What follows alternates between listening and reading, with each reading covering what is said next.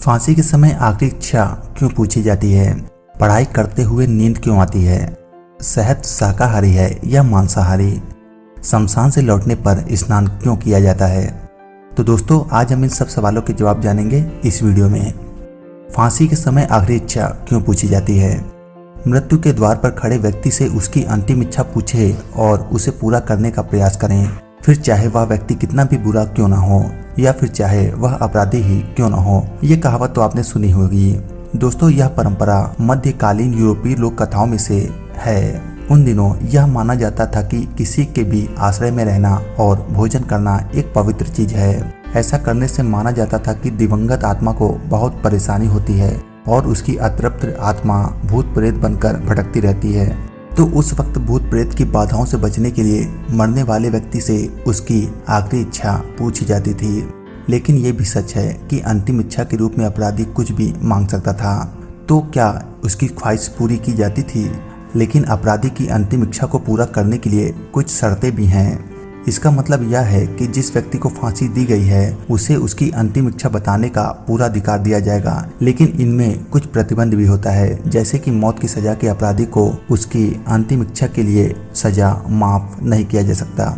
लेकिन अपराधी को अपनी अंतिम इच्छा पर अपना पसंदीदा भोजन या कोई विशेष भोजन प्रशासन से मांगने का अधिकार होता है और उसकी इच्छा भी खुशी खुशी से पूरी की जाती है। अधिकतर देखा गया है कि अपराधी अंतिम इच्छा में कोई पवित्र किताब की मांग करते हैं। पढ़ाई करते हुए नींद क्यों आती है? जो विषय वस्तु हमें रुचिकर नहीं लगती है उससे हम बोर होने लगते हैं। पढ़ाई के साथ भी कुछ ऐसा ही होता है। रात को भारी खाना खाने के बाद जब किताब खोल के पढ़ने बैठते हैं तब हमें नींद आना स्वाभाविक है।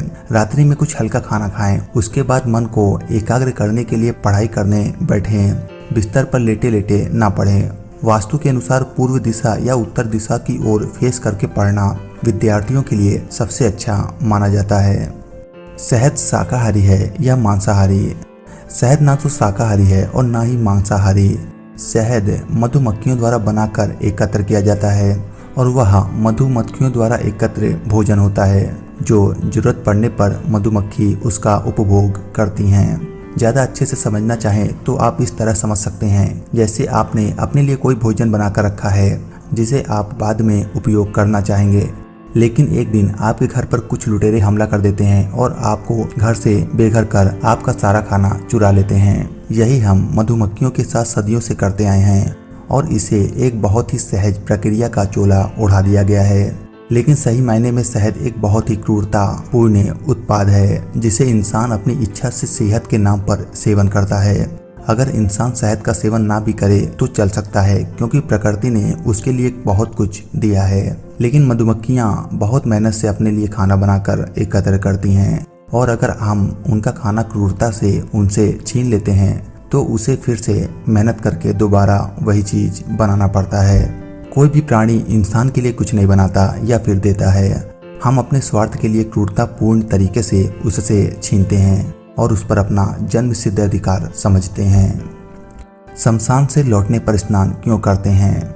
ज्योतिष शास्त्र के अनुसार शमशान के आने के बाद नहाने का धार्मिक कारण है। शमशान एक ऐसी जगह होती है जहां पर नकारात्मक शक्तियों का वास होता है। यह कमजोर दिल वाले व्यक्ति पर बहुत जल्दी अपना कब्जा कर लेती है। आपको बता दें, पुरुषों की अपेक्षा महिलाएं ज्यादा भावुक और मानसिक रूप से कमजोर होती हैं, इसलिए उन्हें शमशान जाने की इजाजत नहीं होती।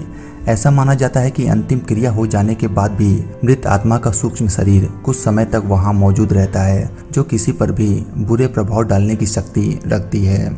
इस नकारात्मकता को दूर करने के लिए अंतिम संस्कार के बाद स्नान करने की प्रथा है। इसका एक वैज्ञानिक कारण भी है। अंतिम संस्कार के बाद स्नान करने के पीछे वैज्ञानिक कारण यह भी है, अंतिम संस्कार से पहले ही शव काफी देर तक बाहर रहता है। इस वजह से वह वातावरण के सूक्ष्म और संक्रामक कीटाणुओं से संक्रमित हो जाता है। इसके अलावा मृत व्यक्ति का शव भी संक्रामक रोगों से ग्रसित हो जाता है। जो लोग वहां उपस्थित होते हैं उन्हें भी संक्रमित होने का खतरा रहता है। लेकिन जब भी व्यक्ति नहाता है तो उसके संक्रमण के कीटाणु साफ हो जाते हैं, इसलिए अंतिम संस्कार के बाद स्नान करने की प्रथा है।